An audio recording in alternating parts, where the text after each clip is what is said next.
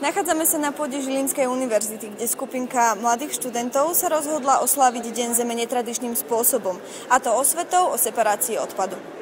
Takže v rámci predmetu organizácie poznania sme zrealizovali dnešnú akciu, kde sme chceli študentom Žilinskej univerzity priblížiť problematiku separovania. Kto vám pomohol s tvorbou tohto projektu? Pri tvorbe projektu nám určite pomohlo mesto a pán inžinier Macúš. Myslíš si, že je tento projekt úspešný?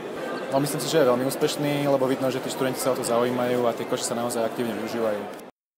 Spýtali sme sa študentov na ich názor. Všimol si na tejto škole naše nové koše? Áno, koše som si všimol, už som ich aj využil. Všimol som si to až dnes. Neviem, či to bude niekto využívať, lebo podľa mňa asi nie, lebo komu sa chce deliť odpad, alebo tak študentom, kto hodí niečo radšej kde si do koša. Ja sama nikdy som nehodila ešte nejak smäť na zem alebo niečo podobné, lebo mne to príde dosť vulgárne. Takže takto by sa mali aj študenti naučiť separovať zber, kde čo ako patrí a myslím si, že je to fakt, že úžasný nápad. Tak všimol som si to, je to tu vlastne na poschodiach, ako ideš hore schodmi, dole schodmi. A podľa mňa v budúcnosti nejakú určite bude mať, akože ešte som to nepoužil, nejak moc odpadky po škole nenosím. Myslíš si, že sa tieto koše budú využívať a že študenti využijú túto ponuku separácie? No dúfam, že ich budú využívať, lebo žijeme v ekonomike, ktorá doposiaľ najviac znečisťuje prírodu, tak dúfam, že študenti sú dosť rozumní na to, aby takúto šancu využili.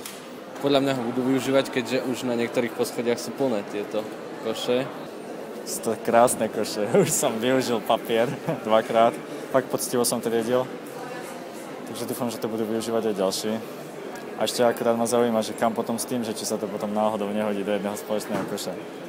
A robím to aj na intraku. Plasty vždy triedím. Fľaše. Ďakujem. Ďakujeme.